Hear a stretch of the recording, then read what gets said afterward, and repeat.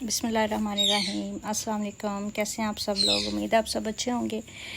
मैं भी बिल्कुल ठीक हूँ। चलिए करते हैं आज के दिन का आगाज़ और आज के व्लॉग का भी।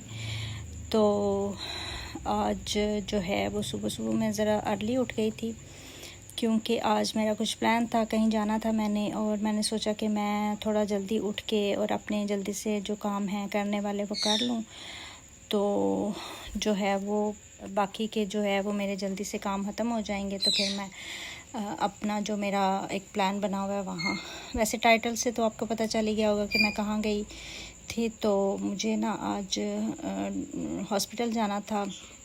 मैंने अपनी सिस्टर को कॉल की हुई थी, मैंने कहा आप 2 बजे तक आ जाना, फिर मैं तब तक अपने काम सारे ख़त्म कर लूँगी तो फिर हम चलेंगे।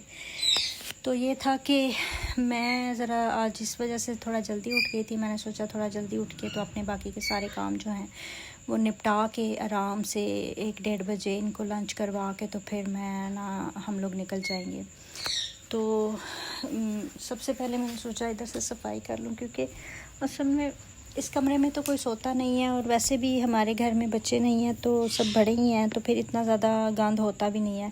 तो एक आधा दिन हमारा आराम से निकल जाता है। लेकिन यहाँ पे ये था कि रात को इस कमरे की खिड़कियाँ खुली रह गई थी। ये ज़रा गली वाली साइड पे है, तो फिर रात को आंधी चली और मुझे याद नहीं रहा था कि दरवाज़ा खिड़कियाँ इसकी जो बंद करनी है और दरवाज़ा बंद करना है। तो वो बस अंदर सारी डस्ट जो है वो अंदर आ गई थी, इस वजह से इस कमरे में इतनी ज़्यादा गर्द हो गई थी। तो अब मैंने सोचा था कि मैं ज़रा पहले जो है झाड़ू वगैरह लगा लूँ। और वैसे भी आजकल जो सीज़न चल रहा है, इतने मकड़े जाले बना देते हैं कि 2 दिन अगर आप जाला ना उतारो ना, तो ऐसे लगता है कि जैसे पता नहीं क्या ही हो गया, इतने दिनों से किसी ने जाले ही नहीं उतारे। इस वजह से फिर मैंने सोचा लगे हाथ वो भी उतार लेती हूँ, क्योंकि अब झाड़ू तो लगा ही रही थी, तो मैं सोच रही थी कि मैं ना ज़रा साथ साथ जाले वगैरह भी साफ़ करती जाऊँ। तो ये था कि क्योंकि डस्टिंग तो हो ही रही थी और साथ में जो था देखें कैसे गर्द उड़ रही है, क्योंकि कल रात को बहुत आंधी चली थी और मैंने बहुत ज़्यादा जो मुझे इस चीज़ का होता है ऊपर से तो कवर कर दिया था, बस जहन से ही निकल गया था, क्योंकि लेट नाइट था, बस मैं सोने ही लगी थी। तो मुझे आवाज़ें आई ऐसे चीज़ें गिरने की, उड़ने की। तो मैंने सोचा कि मैं ना एक दफ़ा जो ऊपर से बंद कर रहा हूँ, ऊपर से तो मैंने बंद कर दिया था जंगला, क्योंकि बारिश का पता नहीं होता और नीचे हमारे कॉकटेल हैं, तो फिर इस वजह से वो पानी, जब नीचे जंगले बहुत बड़े बड़े हैं तो उनमें से जब पानी आता है तो वो फिर पूरे सहन में जो है वो पड़ता है। तो फिर मुझे ये था कि परिंदे हैं तो वे ये बेचारी ना गीले हो जाएं और बीमार ना हो जाएं, तो इस वजह से जंगला तो मैंने बंद कर दिया था। बस इनकी विंडो इस कमरे की बंद करना मैं भूल गई थी। तो खैर मैंने झाड़ू वगैरह लगाया, हल्की फुल्की डस्टिंग की और बाकी का जो है वो फिर उसके बाद मॉपिंग कर दी। मॉप पे मेरा टूट गया। अभी मैं फ़िलहाल वाइपर के ऊपर ही कपड़ा चढ़ा के बस अपना वक्त जो है वो गुजार रही हूँ, क्योंकि बाज़ार तो जाने नहीं हो रहा, क्योंकि हस्बैंड आपको पता है कि अभी बेड पे हैं। तो फिर अगर निकल जाएं बाज़ार के लिए तो फिर ये है कि बाद में जब दरवाज़े पे कोई नॉक वगैरह होती है तो फिर वो ज़रा उनके लिए मुश्किल होता है एकदम से उठना। फिर जो कोई बाय बेल देता है और वो इतना इंतज़ार नहीं करते कि अगर एक दफ़ा बेल दी है तो 2 मिनट वेट करें, वो फिर मुसलसल बेल पे बेल बजती है। तो फिर इस वजह से उनको ऐसे अकेले छोड़ के ना जाना मेरा दिल नहीं करता कि मैं जाऊं और पीछे से उनको टेंशन बने।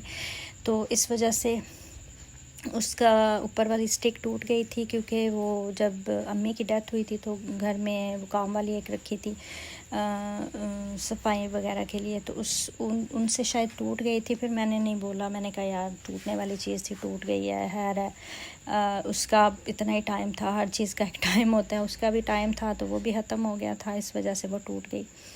तो अभी इसके साथ ही गुजारा चल रहा है। अब जिस दिन चक्कर लगेगा तो मैं इंशाल्लाह जाके, वैसे भी मैंने चक्कर लगाना ही था अगले दिन। मेरे व्लॉग में आपने देखा होगा कि मैंने जूसर ब्लेंडर का वो जग सही करवाया था, वो अभी 1 दिन भी नहीं था गुजरा और वो फिर से ख़राब हो गया। तो मुझे समझ नहीं आती कि पता नहीं ये किस तरह की चीज़ें लगाते हैं या पता नहीं क्या चक्कर है।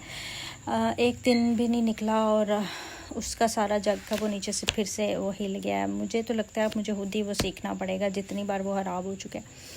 तो मैं ये सोच रही थी कि वो मुझे हस्बैंड कह रहे थे कि 700 रुपये उसने पहले ले लिए, अब फिर वो कोई आएगा सही करने तो फिर 400-500 वो भी ले लेगा, तो इससे बेहतर है कि तुम नया जग ले आओ ना। तो मेरी कोशिश है कि वो प्लास्टिक का था और मेरा दिल है कि अब मुझे ना स्टील वाला कोई जग मिल जाए और मैं ना उसको चेंज ही कर लूँ पूरा। तो मैं किसी दिन चक्कर लगाना है, फिर मैं मॉप भी ले आऊँगी और बाकी वो जो जग वाला मसला है, क्योंकि मैं वेट कर रही थी कि अगर वही बंदा आ जाए, क्योंकि उसने 700 रुपये लिया और एक दिन भी जग नहीं निकला सही। तो मैं सोच रही थी कि मैं उसको कंप्लेन करूँ। वो मुझे कह रहा था कि बाजी ये 5 साल ख़राब नहीं होगा, आप एक दफ़ा यूज़ करके तो देखें। ये कहने को तो वो 5 साल का उसने बात कर दी कि मैं इस गली में आता हूँ और ये वो, तुम आप फ़िक्र ना करें, 5 साल तक ये कहीं भी नहीं जाता। मैंने कहा चलें सही है, ठीक है, देख लें। 1 रुपया उसने काम नहीं किया और एक दिन भी नहीं वो निकाला। तो मैं वेट उसी का कर रही थी। मैंने कहा वो आ जाए तो मैं उसको बोलूँ कि ये अच्छा तुमने मुझे सही करके दिया, 5 साल की गारंटी दे रहे थे तुम और ये एक दिन भी 5 घंटे भी नहीं निकाली और मैं मिल्क शेक बनाने लगी थी और वो चला ही नहीं। तो ऊपर चलने की वजह वो सारा उसका दूध, वो सारी चीज़ें नीचे आना शुरू हो गई। तो इस वजह से चक्कर लगना ही है। अब देखें कब जाती हूँ, लाऊंगी तो फिर इंशाल्लाह वो दोनों चीज़ें आ जाएंगी एक ही चक्कर में। तो ये था कि उसके बाद मैंने फलियां ली थी। सुबह सब्ज़ी वाले भाई आ गए थे तो मैंने उनसे फलियां ली थी, और फलियां भी एक निकालना ना एक पूरा टास्क है।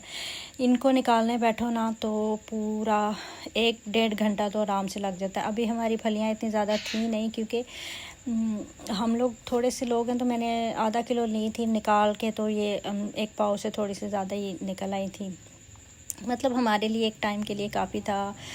हमने अब ज़ाहिर दिन को अगर नाश्ता लेट करें तो फिर शाम को ही खाना खाना है, और वैसे भी जितनी गर्मी है सालन इतना ज़्यादा खाया ही नहीं जाता, तो मैं उतना ही बनाती हूँ जितना हमारा ख़त्म हो जाए, क्योंकि नाश्ते में दोबारा से किसी ने सालन खाना नहीं होता और फिर अगले दिन वैसे ही नई हंडिया बन जाती है। तो इस वजह से 9 बजे थे और मुझे पूरा 1-1.25 घंटा लग गया था ये फलियाँ निकालते निकालते। ये मैंने फिर निकाल के, तो इतने में हस्बैंड भी उठ गए थे। फिर मैंने उनको नाश्ता वगैरह करवाया।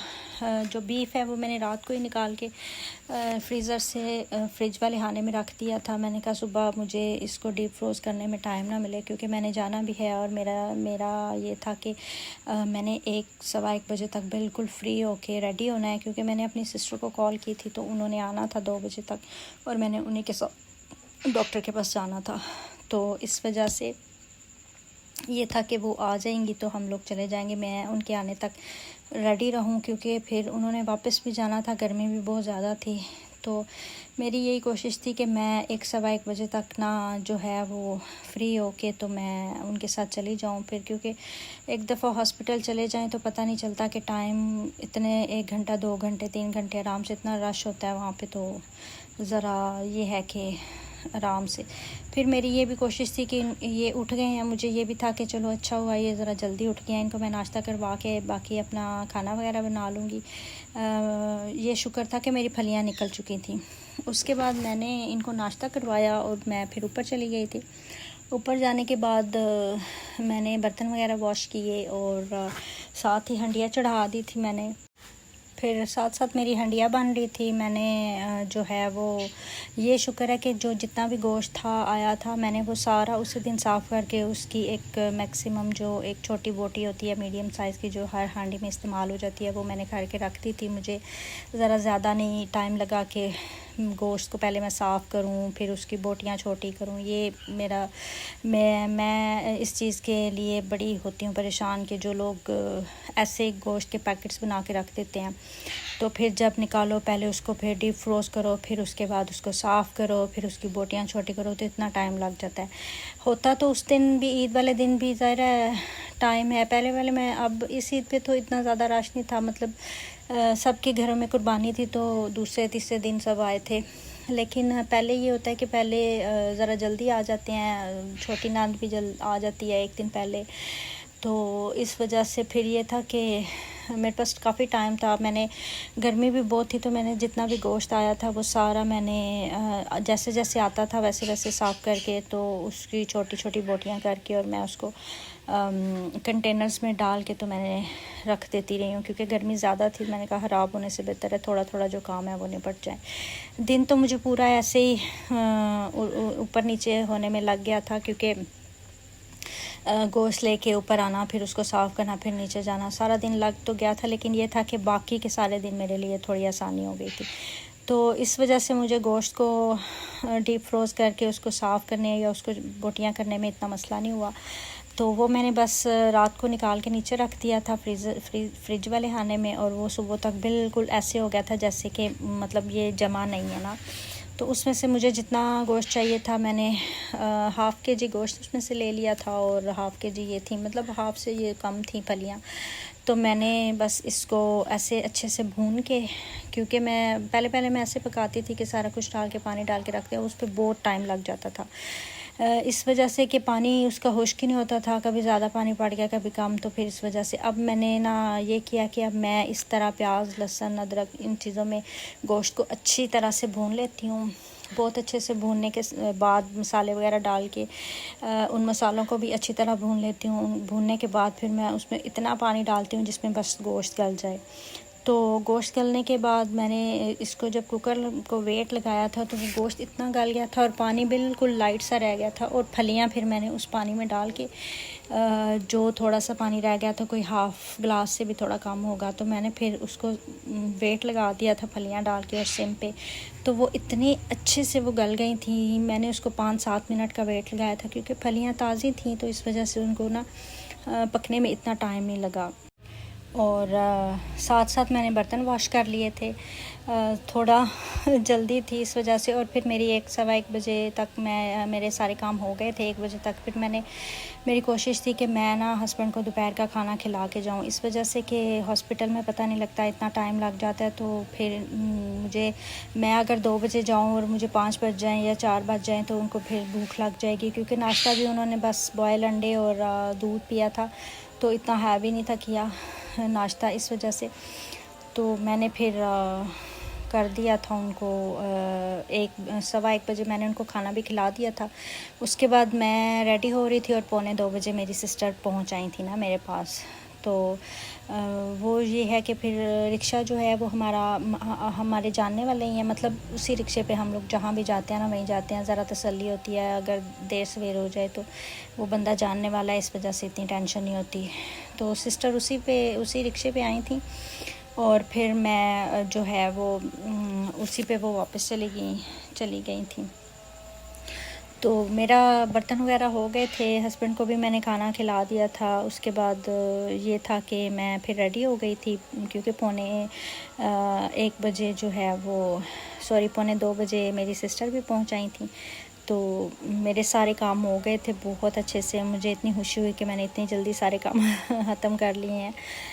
जब कहीं जाना होता है ना, फिर ये टेंशन होती है कि इतना ज़्यादा जो है वो जाने की टेंशन और फिर परेशानी कामों की के पीछे जो हैं वो उनको परेशानी ना हो, इस वजह से। अज़ान हो रही है, मैं फिर आपसे थोड़ी देर में मिलती हूँ। वॉइस ओवर करते हुए अज़ान हो रही थी तो मैंने सोचा कि 2 मिनट ब्रेक ले लेते हैं। तो खैर फाइनली मेरा जो गोश्त है वो फिर मैं इसी तरह बस थोड़ा सा पानी डाल के उसको रख देती हूँ। देखें बिल्कुल भी इतना है कि सिर्फ उसमें गोश्त थोड़ा डूबा ही है। फिर मैंने इसको वेट लगा दिया था और बस इस तरह मैं बनाती हूँ, बड़ी जल्दी बन जाती हैं, हांडी बन जाती है।